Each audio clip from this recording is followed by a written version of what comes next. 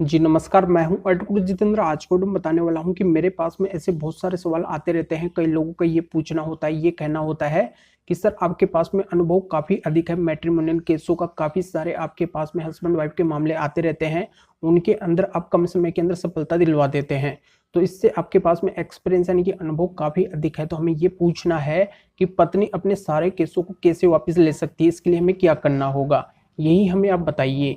क्योंकि हम काफ़ी अधिक परेशान हैं, पत्नी ने हमारे ऊपर काफ़ी सारे झूठे केस कर रखे हैं। तो हम ऐसा कौन सा काम करें जिससे पत्नी उन सभी केसों को वापस ले ले। तो यही सारी जानकारी इस वीडियो के अंदर मैं बताने वाला हूँ।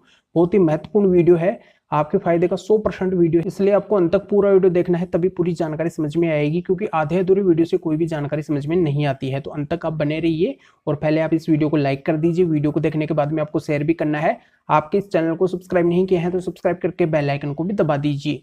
तो चलिए शुरू करते हैं। तो दोस्तों यहाँ पे मैं क्लियर कर देता हूँ कि अगर पत्नी झूठे केस पति के परिवार के सदस्य, रिश्तेदार, इन सभी के ऊपर करती है, तो देखो झूठे केसों का कोई विशेष परिणाम नहीं मिलता है। पत्नी यहाँ पे झूठे केस तो फाइल कर देती है, पर उसको सफलता उन केसों के अंदर बिल्कुल भी नहीं मिलती है, क्योंकि वो झूठे केस होते हैं। उसके पास में उन केसों से रिलेटेड एविडेंस और विटनेस वगैरह नहीं होते हैं।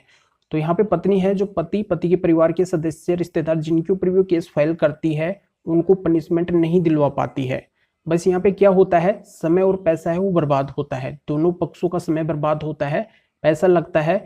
इसके सिवाय और कोई परिणाम है जो सामने नहीं आता है। तो यहाँ पे मेरा कहना ये है कि अगर पत्नी इन सारे केसों को वापस ले, तो इसके लिए पति को क्या करना है, पहले ये करनी है समझौते की यहाँ पे कोशिश करनी है।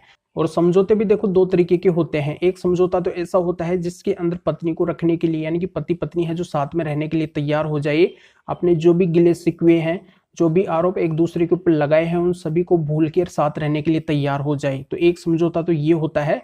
दूसरा समझौता ये होता है कि अगर साथ में रहने के लिए तैयार नहीं है, तो उस सिचुएशन के अंदर वो म्यूचुअल डाइवोर्स लेके अलग हो सकते हैं। तो इनसे क्या होगा, उनका समय और पैसा है जो बच जाएगा, और यहाँ पे बिना वजह एक दूसरे के ऊपर मामले नहीं चलेंगे। और यहाँ पे पत्नी अगर कोई केस पति के ऊपर करी है, तो उन सारे केसों को वापस भी ले लेगी। तो इस तरीके से पहली पहल होनी चाहिए समझौते करने की, यानी कि हर संभव प्रयास है जो समझौते के लिए फर्स्टली करना चाहिए। अगर यहाँ पे समझौता नहीं हो पाता है, पत्नी समझौते के लिए तैयार नहीं होती है, और यहाँ पे पत्नी अगर झूठे केस डाल रखी है, तो यहाँ पे देखो झूठे केस अगर पत्नी डाल रखी है, तो पत्नी को बिल्कुल भी उन झूठे केसों के अंदर सफलता नहीं मिलेगी। यानी कि पत्नी पक्ष को झूठे केसों के अंदर सफलता नहीं मिलेगी, उल्टा जो पति पक्ष है उसको ही सफलता मिलना है जो चालू हो जाएगी। यानी पति पक्ष की तरफ से जिन लोगों के नाम पत्नी ने लिखवाए हैं, उनका नाम है जो निकलना चालू हो जाएंगे, या फिर वो लोग है उस केस से बरी होना चालू हो जाएंगे, या फिर पूरा का पूरा केस है वो भी खारिज हो सकता है। पूरा पति पक्ष है वो भी यहाँ पे उस केस से बरी हो सकता है। तो जैसे ही पति पक्ष को सफलता मिलती है, वो अगर झूठे केस से बाहर निकलते हैं, और वो अगर पत्नी पक्ष के ऊपर केस करवाना चाहते हैं, तो वो भी अपनी तरफ से केस फाइल करके और पत्नी पक्ष के ऊपर दबाव बढ़ा सकते हैं। पर इन सभी के एविडेंस, विटनेस वगैरह पति पक्ष के पास में होना बहुत ही जरूरी है, अगर वो उनको पनिश करवाना चाहते हैं। तो यहाँ पे देखो पत्नी पक्ष ने तो झूठा केस डाला है, पर यहाँ पे पति पक्ष अगर रियल केस डालते हैं, तो ऑटोमेटिकली पत्नी पक्ष के ऊपर विशेष रूप से दबाव बढ़ जाएगा। अब यहाँ पे देखो कौन कौन से केस डाले जा सकते हैं।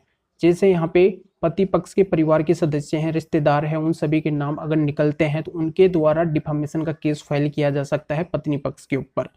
और ये डिफामेशन का केस जहाँ के वो रहने वाले हैं, यानी कि अलग अलग जगह के अगर वो रहने वाले हैं, तो अलग अलग जगह से वो फाइल करते हैं, तो पत्नी पक्ष के ऊपर स्पेशली रूप से दबाव बढ़ जाएगा, क्योंकि पत्नी पक्ष को वहाँ पे अलग अलग जगह अलग अलग केस के अंदर जाना पड़ेगा। तो इस तरीके से डिफामेशन का केस उनके ऊपर डाल के और दबाव बढ़ाया जा सकता है। तो एक केस तो ये होता है। दूसरा केस ये होता है कि अगर पत्नी पक्ष के द्वारा डरा धमका के अगर पैसे की डिमांड की गई है पति पक्ष से, तो यहाँ पे इन सभी की एविडेंस है, तो ये एक्सटॉर्शन का केस भी बनता है, ये भी है जो पत्नी पक्ष के ऊपर डाला जा सकता है।